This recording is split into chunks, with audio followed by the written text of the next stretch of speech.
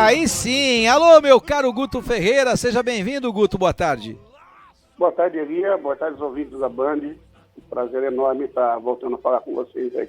Meu caro Guto, depois de um final do ano bastante tumultuado, aí você teve pré-temporada tal, foi mantido, coisa rara no futebol brasileiro, mas o começo do ano ou o começo de temporada não me parece ser aquele, não, Guto?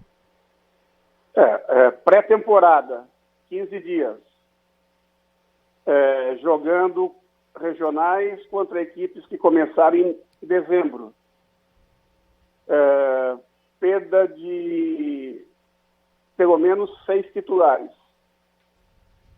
Contratação ainda no nível baixo, de tamanho, não de nível técnico de jogador, de quantidade. E aí aproveitamento dos jogadores da base. Tudo isso no meio de uma turbulência e praticamente sem condições de treinar, porque nós começamos a jogar e jogamos 12 jogos seguidos em 40 dias. Aí fica inviável, né? Eu não tinha me dado conta dessa questão. O Nordeste sofre muito com essa questão, as grandes do Nordeste principalmente, porque você tem que enfrentar o regional, a Copa do Brasil, porque começa mais cedo na Copa do Brasil, mais cedo do que os grandes aqui da região Sudeste, e tem ainda a Copa do Nordeste, ou seja, é impressionante, não, Guto? Eu não tinha me dado conta dessa questão de calendário. E olha, que se tem alguém que pode reclamar de calendário, neste caso não é o Abel Ferreira aqui no Palmeiras, é você, né, Guto? O Abel tem a facilidade de voos fretados, está num ponto onde as distâncias são muito menores a serem percorridas do que as nossas. A verdade é que é impressionante. Essa questão da estrutura, essa questão do momento do futebol brasileiro, ela chama muito a atenção e a ordem é não reclamar e entender que a situação é essa e tentar buscar alternativas para essa situação. O jogo contra o Vitória da Conquista amanhã é determinante para as ambições do Bahia no campeonato, o Guto? No campeonato estadual, sim. Nós temos que vencer e contar com 2 resultados. E aí você tem Copa do Nordeste e quais são as outras ambições do Bahia? Como é que está esse momento? Como é que você está planejando? No sábado nós decidimos a classificação da Copa do Nordeste, né? Agora, o grande objetivo é a Série B, é o acesso à Série B. Quer dizer que... Série B. Quer dizer que então já a combinação com a diretoria do Bahia é tudo bem, a gente quer ser campeão da Copa do Nordeste, a gente quer avançar, mas o planejamento todo é para voltar para a Série A do campeonato. Exatamente, até porque o presidente até deu uma entrevista essa semana explanando sobre as condições do clube passado pós-pandemia, as dificuldades que aconteceram. E quando você cai de uma Série A para uma Série B, é uma redução significativa de verbas, né? E você precisa adequar a sua equipe. E você tem muitos jogadores de Série A que ganham num padrão alto, né? Então, alguns você até consegue segurar, mas você não consegue segurar todos. Então, também tem aqueles que encontraram o mercado rápido e tem aqueles que não encontraram o mercado, que ainda estão procurando o mercado. Então, o clube ainda tem que desembolsar isso. Para que a coisa de direito, o que o clube tem que fazer? Segurar outras contratações que podem dar resultado.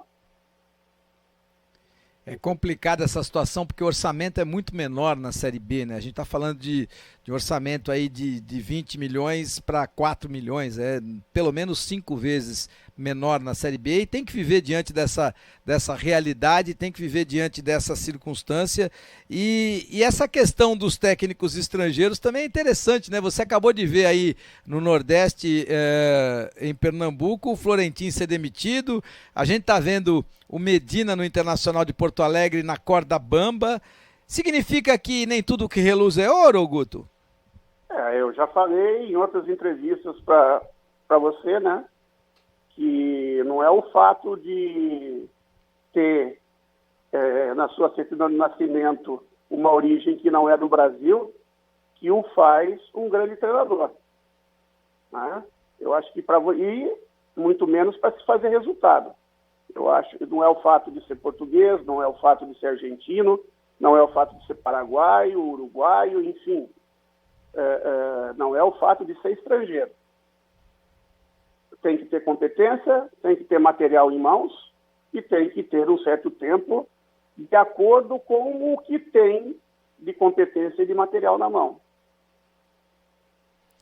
Agora, o Guto, eu fico me perguntando aqui, eu treinador, eu entendo que o futebol, a gente tem os diferentes. Eu estou tentando fazer uma analogia com o vinho, que eu gosto muito também. Aí você tem, claro, os grandes Bordeaux, os grandes vinhos da Borgonha, que esses são diferentes mesmo, mas são vinhos de 5, 6, 7, 8 mil reais a garrafa, e esses são diferentes e são 100 pontos no Wine Spectator, no Robert Parker, e não tem jeito.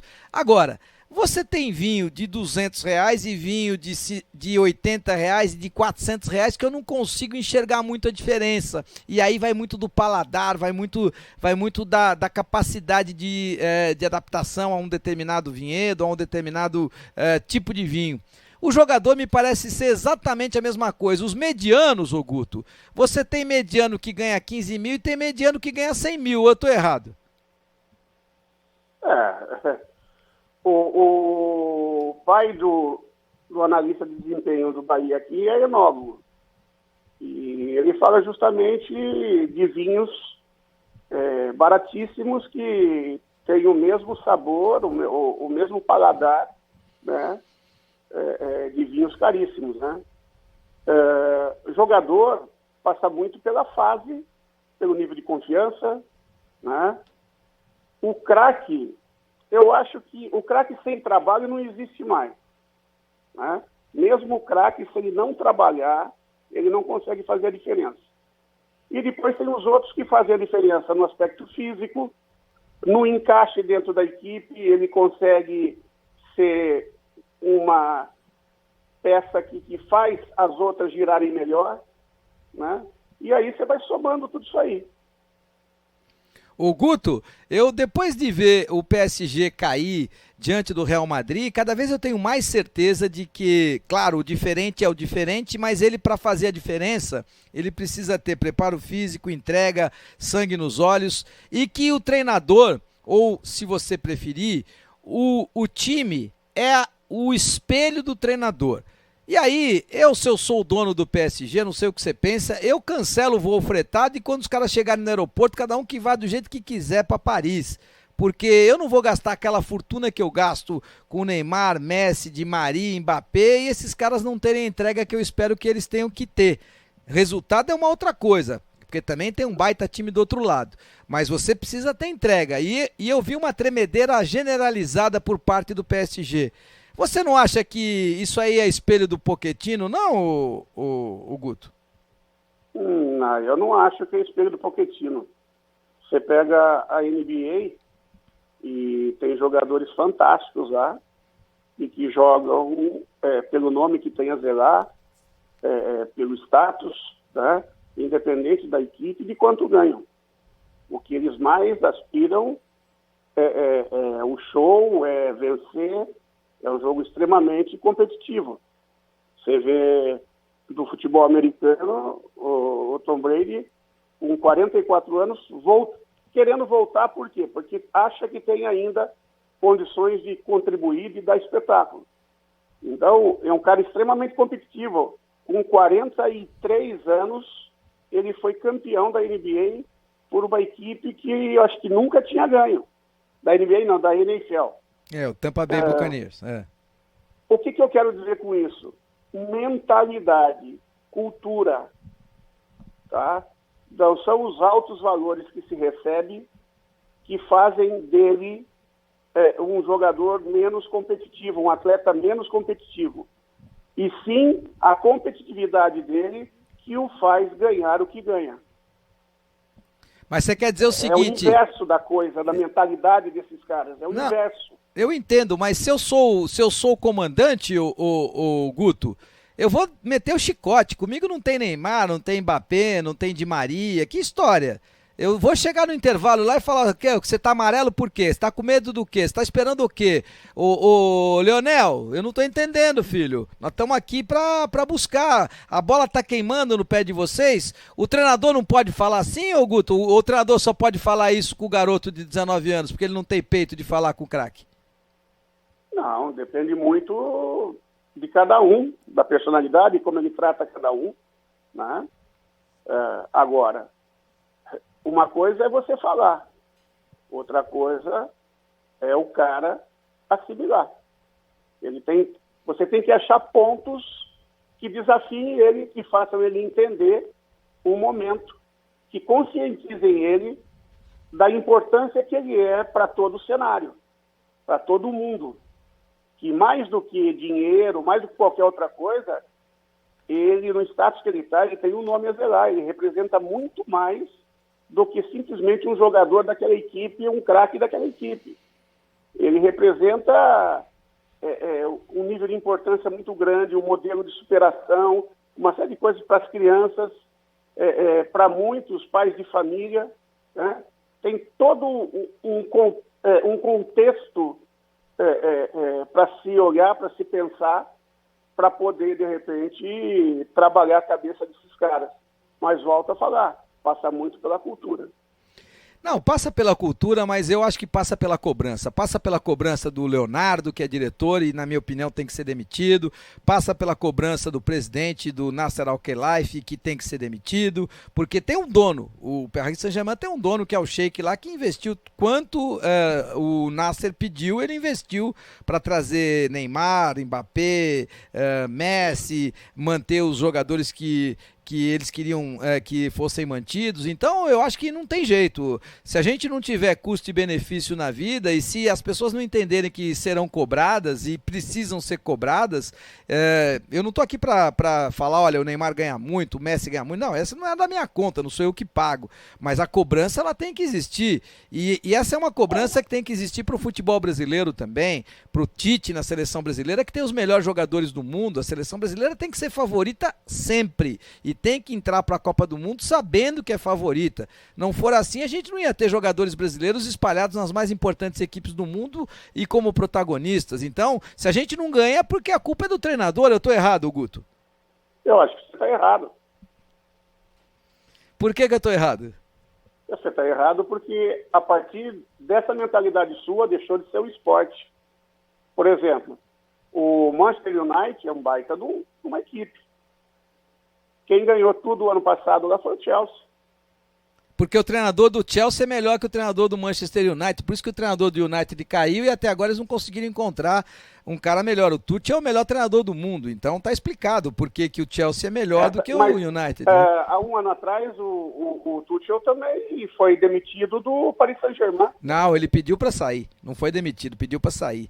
Ele saiu ganhando tudo. Mas não tinha resultados também. Não, tinha resultado. Não tinha resultado. Não. Foi campeão lá francês, foi campeão da... Tinha. Ah, mas na Champions não tinha. Mas na Champions ele não tinha o Messi ainda, ele não tinha... Só o Messi. Mas ele... Vamos lá. Ele teve que enfrentar uma disputa... Não tô aqui para defender o Tuchel, eu tô só colocando. Ele teve que enfrentar uma disputa pessoal ridícula entre Neymar e Cavani, e eu tava em Paris quando ele disse... eu não tô aqui para ficar aguentando mimimi e nem vaidade de Neymar de um lado e Cavani do outro. Eu tô aqui para comandar um time. E aí, como o cara tem opção, e aí ele tem opção e foi pro Chelsea. Então, ganhando inclusive mais do que ganhava no Paris Saint-Germain. Então, eu acho difícil. Vocês têm uma ideia de idolatrar o Guardiola. O Guardiola tem 10 bilhões para montar o time e não ganha Champions. Eu não idolatro o Guardiola. O treinador brasileiro gosta muito do Guardiola. Eu tenho minhas restrições em relação. Eu não idolato o Guardiola. Tá? O treinador que tem mais um modelo assim, de trabalho do Liverpool. O Liverpool, há 2 anos atrás, foi a equipe a ser batida. Verdade, é verdade. E depois desse título, manteve, não perdeu praticamente ninguém, e caiu de rendimento. Naquele momento, o treinador era o melhor do mundo. E agora não é mais o melhor do mundo, não é um dos bons treinadores. Não, Isso caiu assustadoramente. Não caiu tanto, porque tá disputando a Premier League. Se ganhar o próximo jogo agora, vai ficar um ponto do City, né? E depois tem confronto direto, pode ser campeão da Premier League. Quer dizer, o Liverpool é o Liverpool. Ano passado foi mal. Ano passado não foi assim. Você sabe muito bem que são muitas as variáveis, não, o Guto? E é legal a gente poder discutir isso. Não, mas é justamente isso que eu estou tentando te dizer. Quando você coloca que, por ter tudo isso, o treinador é o grande culpado, tem muitas variáveis a serem administradas. Quando todas essas variáveis se encaixam, o trabalho aparece. Quando as variáveis se conflitam, de alguma maneira, algumas delas, acaba que o trabalho não anda o suficiente. Não, eu entendo a tua colocação e é muito diferente você comandar o Bahia do que o Tite comandar a seleção brasileira. E aí a minha questão em relação à seleção brasileira, quando você pode convocar quem você quiser e você pode ter o seu modelo e você tem jogadores para colocar a serviço do seu modelo e os jogadores brasileiros são muito talentosos, cabe ao treinador cobrar desses caras a entrega necessária e suficiente para que o título possa vir. Não significa que o título terá obrigatoriamente que vir. Essa é uma colocação. A outra a gente tem que assumir que é favorito sempre, não pode ter vergonha de dizer que é favorito, que a safra do Brasil não é muito boa, é isso que eu estou tentando dizer. Muito diferente de quem comanda o Bahia, muito diferente de quem comanda o Santos Futebol Clube, muito diferente de quem comanda o Vasco, o Botafogo. Basicamente é isso, né, Guto? Pra gente só finalizar que estamos no finalzinho, mas eu gosto muito dessa conversa, eu acho que essa discussão... O que eu acho é que o futebol, ele se globalizou. A partir da globalização e do crescimento do treinamento esportivo e da escolha de perfis, hoje o grande já não é molengão, já é um cara potente, veloz. Então a potência impera sobre o jogo.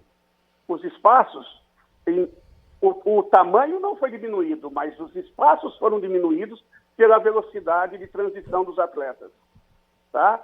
E aí, a partir disso, diminuiu a velocidade de raciocínio, o tempo para pensar a jogada e para executar a jogada diminuiu muito. Se você não treina porque você só tem que jogar, como é que você vai aperfeiçoar isso? Não, você tem toda a razão. E é uma questão difícil, eu vi isso no Chelsea, né? O time é muito rápido, mas não é muito rápido de correria, é muito rápido no toque de bola. A bola do Chelsea é mais rápida, o cara toca ela mais rápido, por isso você tem mais velocidade. E como é que você consegue isso? Com jogadores de qualidade e com treinamento. Escolhendo a dedo e treinamento. E treinamento, é verdade, não tenha dúvida disso. O calendário brasileiro, você joga 20 jogos a mais do que os principais calendários da Europa. É bem complicado. São 20 semanas de treinamento que você deixa de ter. Num ano de 56 semanas é muita coisa, você tem toda a razão. Ô Guto, foi um prazer tê-lo a bordo, tempo super esgotado aqui, a nossa conversa é sempre muito boa. E eu sou pé quente, então trata de ganhar os próximos 2 jogos que eu tô com boa expectativa aí. Um grande abraço, viu, Guto? Ótimo, Elia, obrigadão. Um abraço. Ele pode ser o seu homem de área?